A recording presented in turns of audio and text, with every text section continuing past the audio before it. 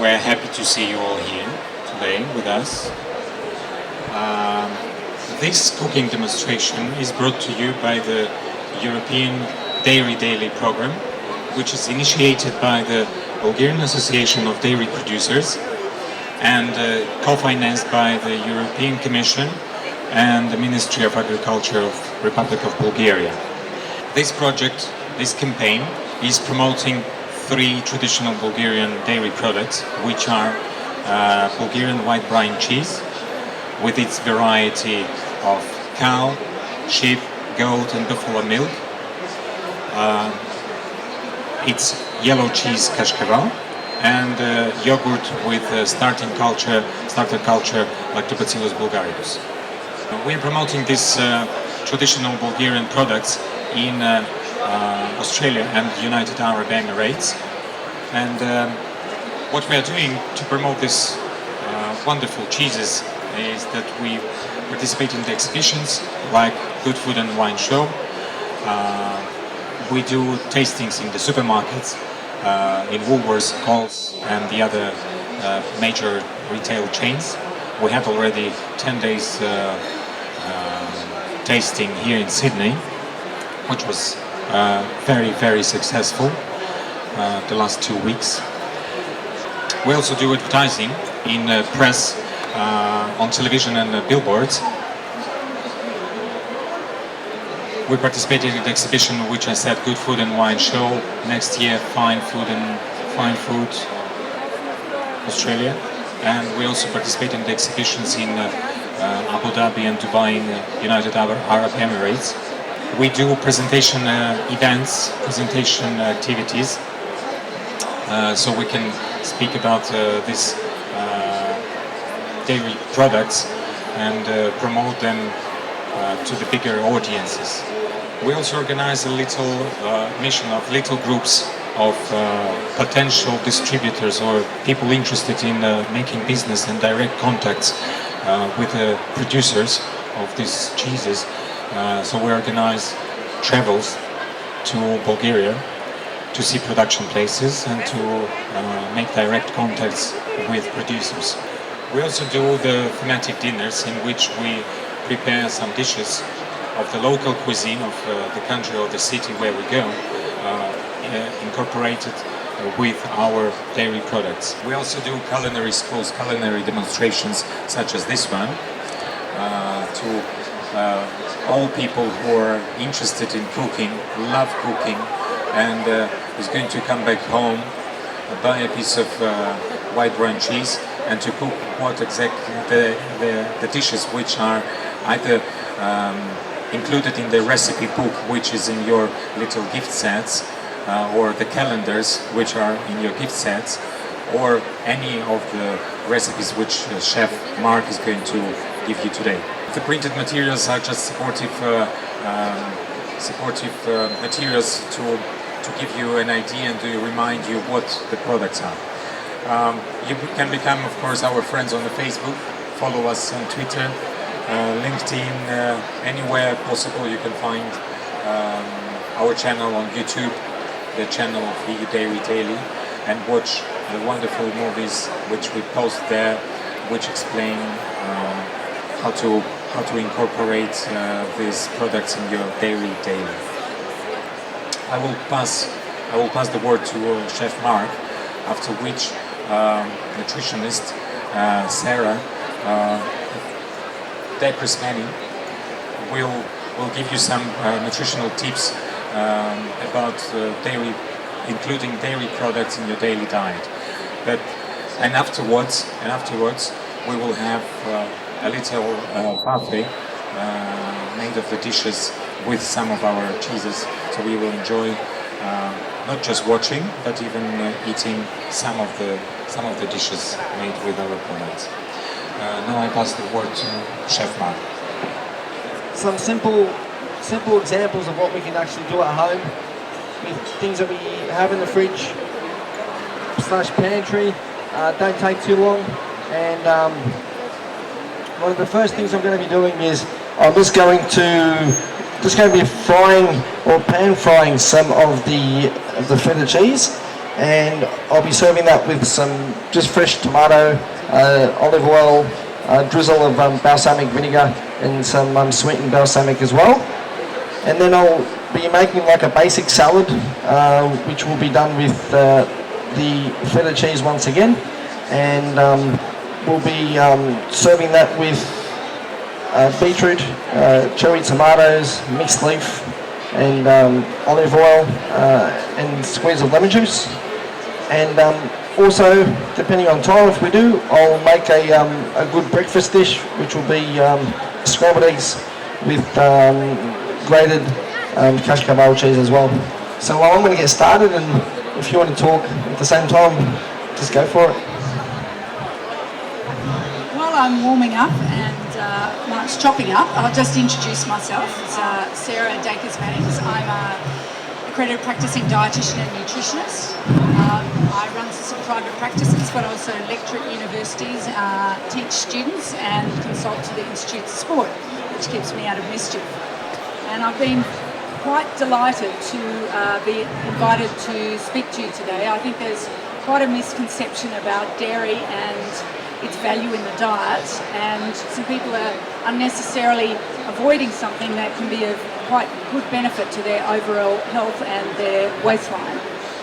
The first thing I like to clarify, that I find a lot of people don't realise that when we're talking about dairy, we're talking milk, cheese, yogurts, feta, etc. But eggs aren't part of dairy. It's amazing how many people think that eggs are part of dairy. So just remember that dairy products actually come from sheep, cow and buffalo, and that chickens haven't got anything to do with that. Okay, so that's the first thing that we want to clarify before we move on. These are the areas that we're going to go through in a little bit more detail today. We're going to talk about the effect of dairy on bones, both in younger people and older people, the various vitamins and minerals that you can get through dairy products, and the importance of dental health and how we can manage that. Weight control both for our kids and for us, which of course is important. And how many people here get some hypoglycemia, some low blood sugar, or know someone who gets some low blood sugar? So we're going to go through that as well. Talking about lactose intolerance and whether that means you can or can't have dairy, and the effect of exercise and how dairy can be of benefit there. So I'll just go back to Mark here and see he's plating up some rocket. So what I'm actually doing now is the feta cheese. It's actually a lot easier if you do dip it in some flour. It will make it a touch easier for you to give it a bit more of a nice colour. But I've just put it straight in the pan, which does work as well, of course. So I'm just going to pop that on the plate, just like that. And then I've diced some fresh tomato, which I'm just going to pop on top. When I was cooking off the cheese, I put some fresh cracked pepper in there. I can just finish that off as well with some fresh cracked pepper. Pop some fresh basil on top as well. You can use basil, parsley, even coriander if you like. You can even pop some Spanish onion, things like that, but I just kept it fairly simple today. So just a bit of fresh basil on top. So you can squeeze some fresh lemon on top as well. Olive oil.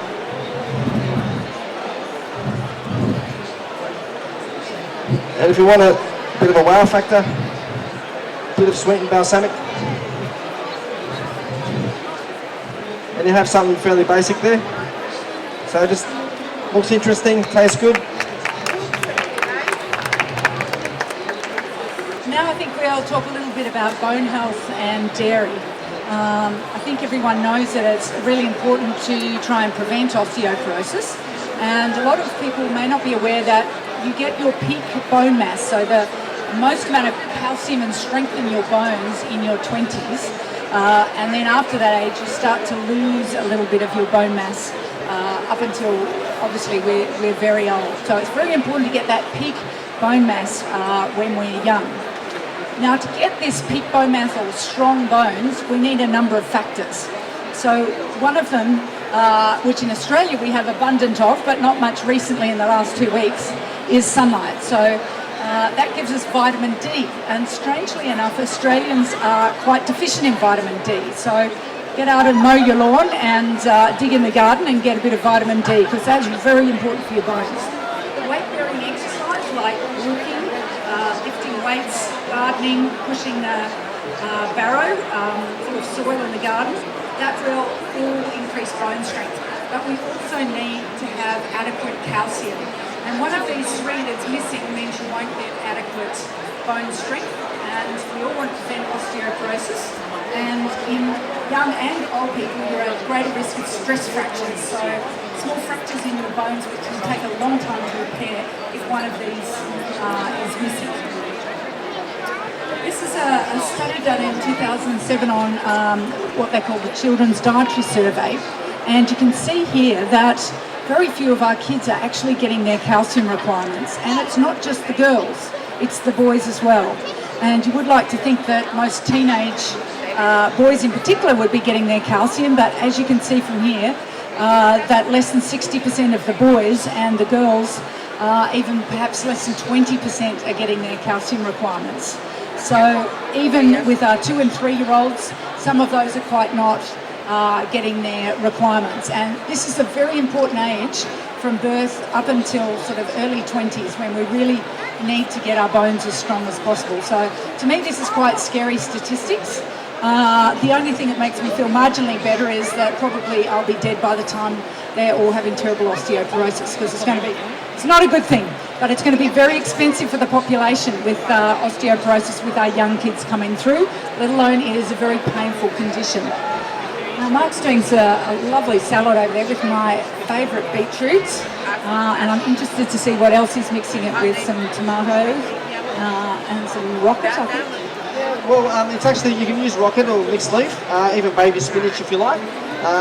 Yeah, so what I've done is just a bit of mixed leaf. It's actually, you can do it this way, or if you're making it in bulk, you can actually toss it in a bowl with the dressing, which is fairly basic, which I'll show you right now. Yeah, so what I've done is a bit of mixed leaf, beetroot and cherry tomatoes, and to show you the versatility of the actual cheese, we're going to grate that on top.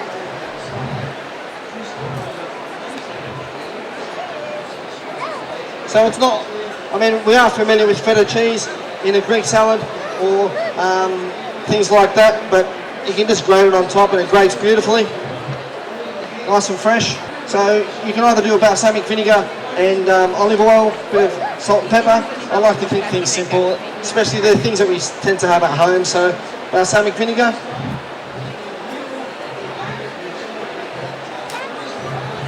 bit of Ness.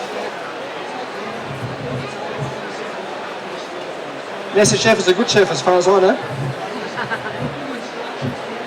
Okay, so we've done that, olive oil. So same thing at home. You can just toss it through a bowl, olive oil, pepper.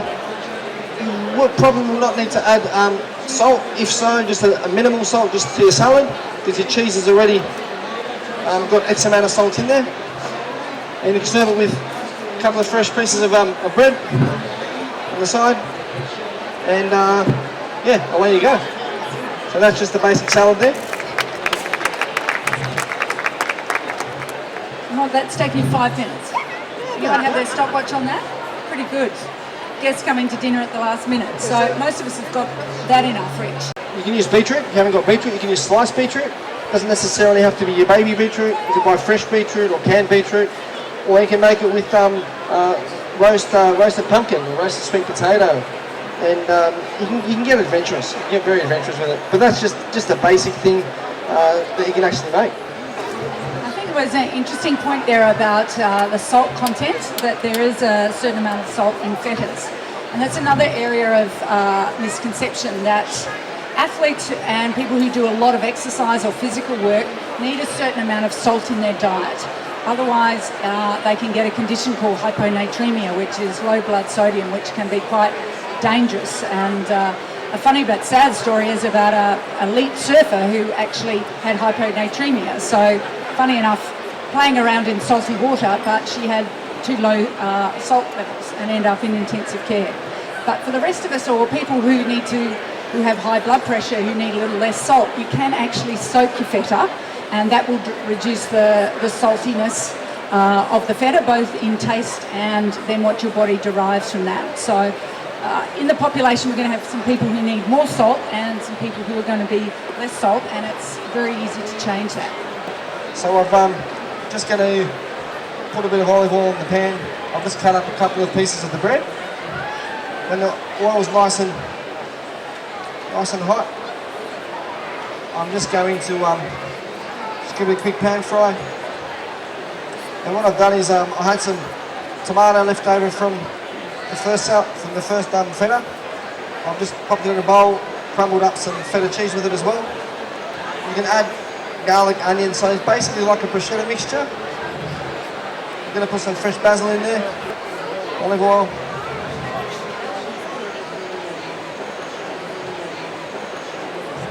Now, if you are a cheese lover, so who really loves their cheese? So if you had a chance to order, just say meat lovers, or would you go cheese lovers? Okay, so we can sort of boost it up a notch, where we can pop both cheeses together if you really want to. So I'm just giving that a quick colour. So we'll pop that on the plate like that. Just like that.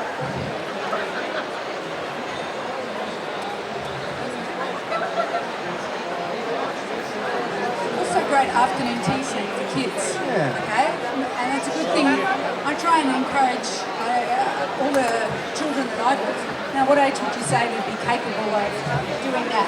Not very young. They can help tossing salads from 4 or 5. And doing that for afternoon tea, how delicious is that? So if you're a cheese lover, you think it's great, some the cascavale on top, and there you go. Strong teeth, strong bones. Perfect. Now also, I mean, I'm a strong lover of the sweetened balsamic vinegar, which is just your sugar, balsamic vinegar, bring it to a reduction, and that also looks nice on top. Some aioli, garlic mayonnaise, again. For anyone who wants to impress their guests, for me, one of the keys is having some of these small bottles so that you can get the wiggle effect across it. Because that obviously brings it up a notch and looks like you spend all day doing it. But in 10 minutes, it's terrific. So while he's showing off his handiwork, I thought I'd tell you a little bit more about bone health.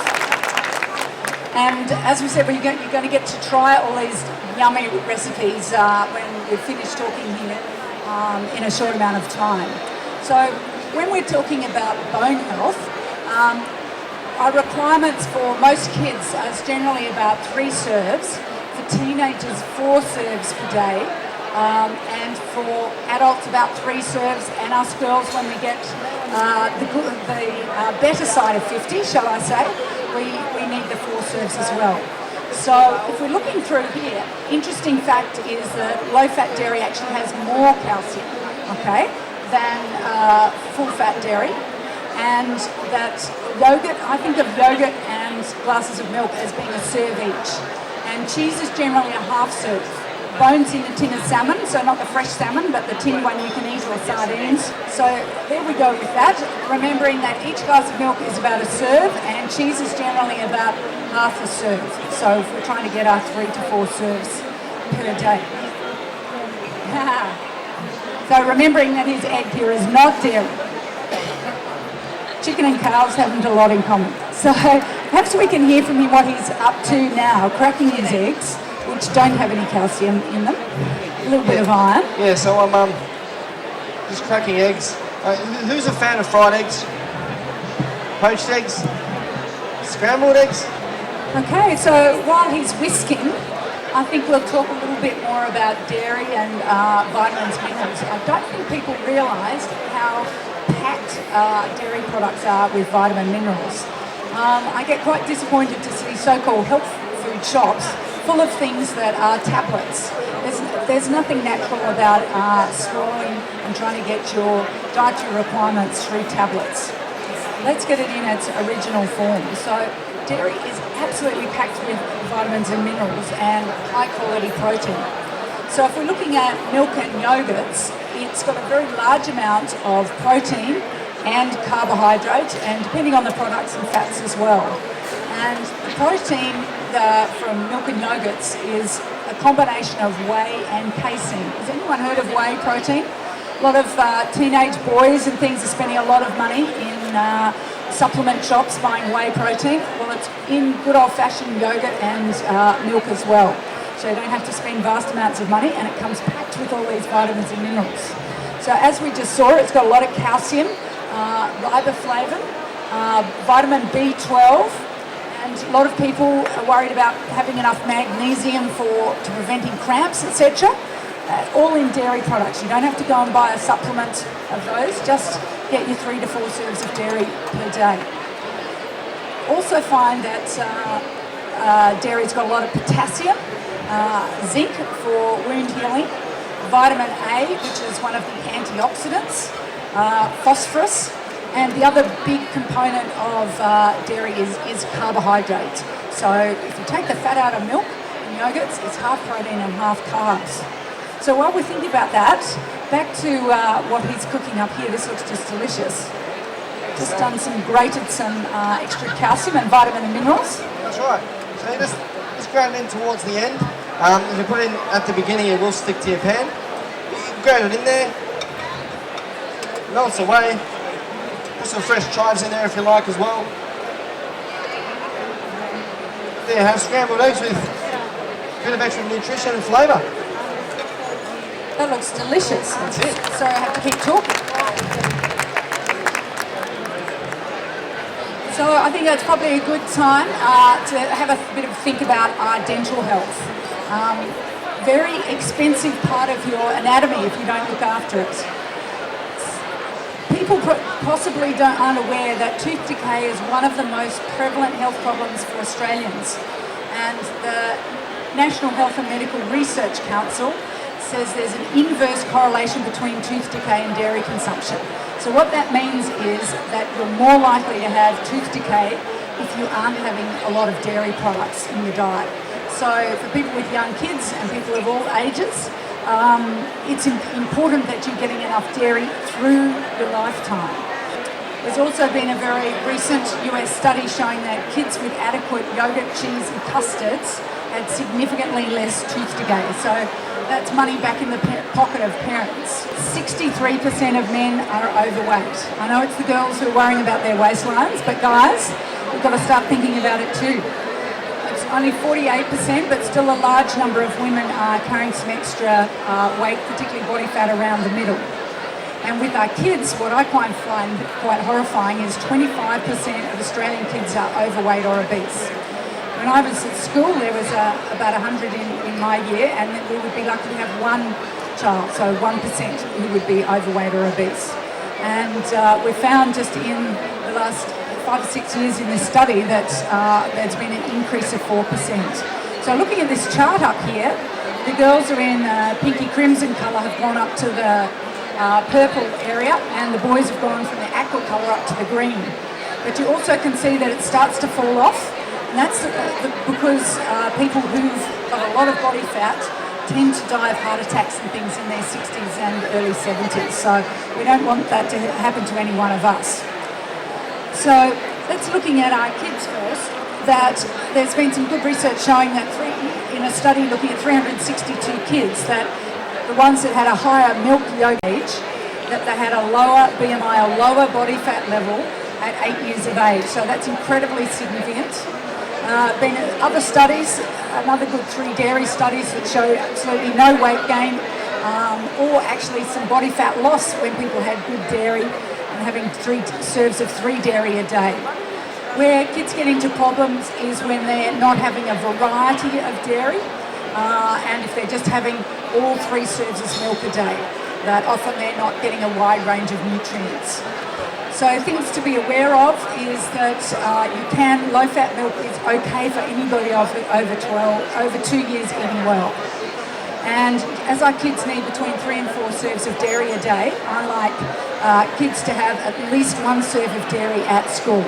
And I say that to the rest of us who are working during the week, have at least 1 or 2 dairy serves during the day. And a good time, I think, for a lot of people to remember is definitely either with lunch or as an afternoon tea snack before you go home.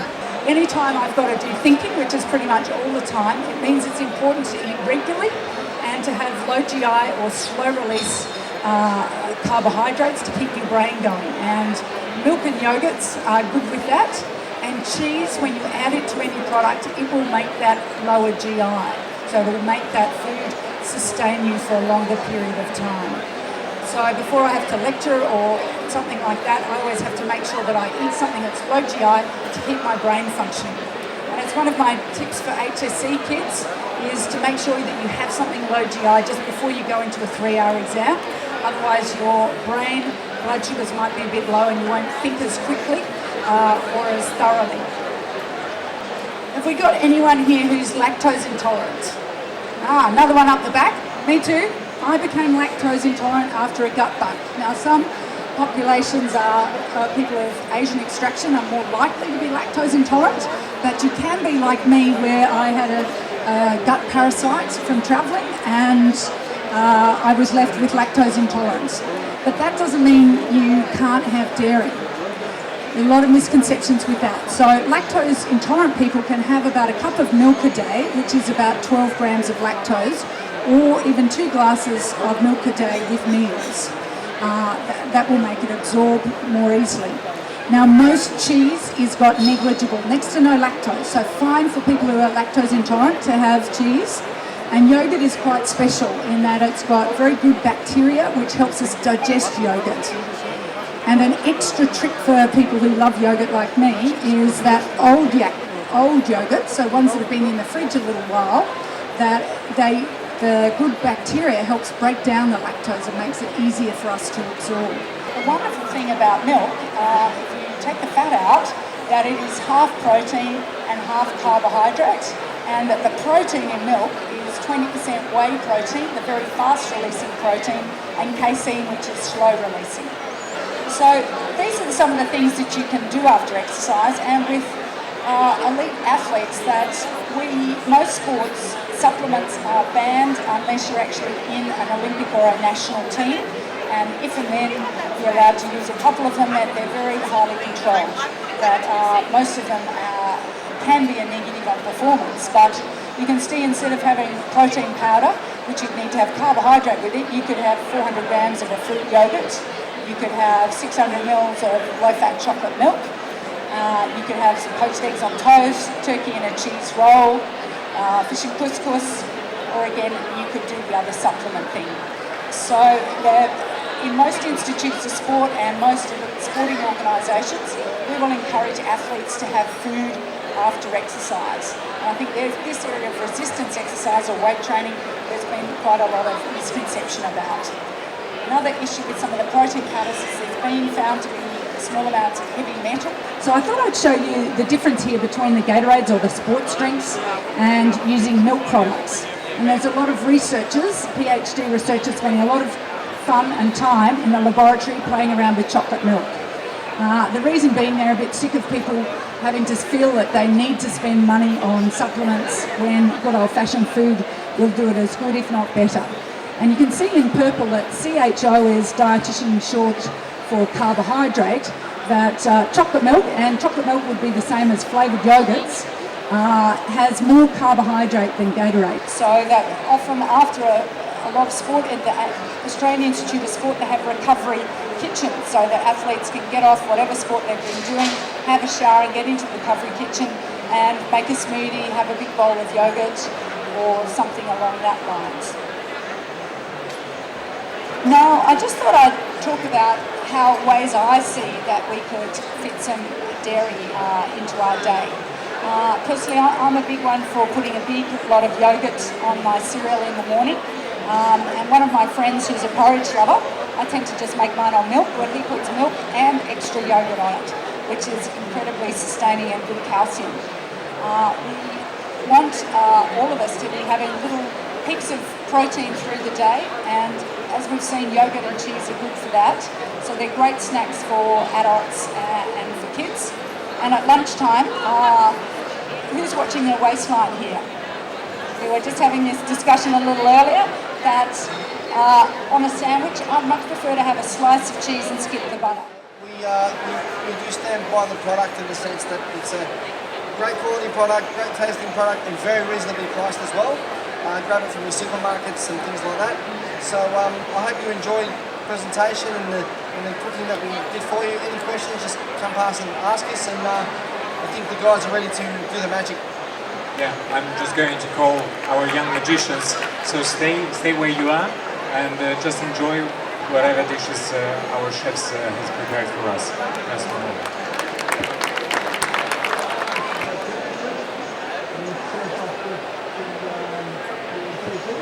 Is seasoned with white brine cheese piece. This one is the salad in the little smaller portion which you have prepared. So we thank you once again for... I recommend that you start your day with a pastry. New regional and traditional made with European starter culture. After the sauce develops, taste the difference. Get your daily dairy European taste.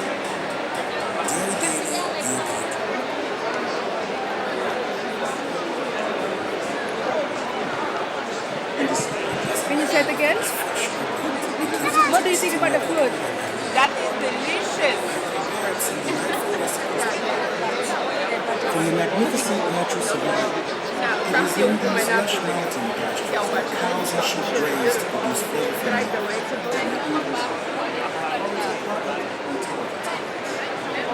Do you like the food? Yeah, very much. Is it nice? Amount of carbohydrate. Why they're using chocolate milk in What the makes coffee the is to shops increase the unique and carbohydrate. unmistakable is the white brine It cheese. depends on the person. You know, you don't eat That like allows you to prepare a very typical Balkan filler pastry and it is the cheese. White brine cheese, I will use yogurt for more freshness. There we go.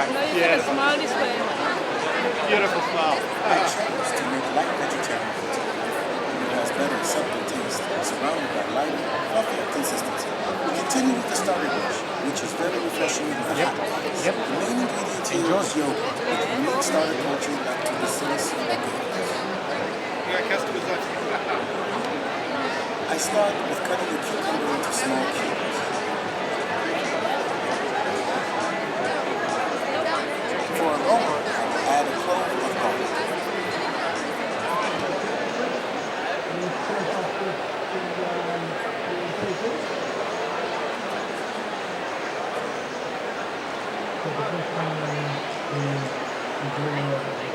Starter culture back to the sauce again. I start with cutting the cucumber into small cubes.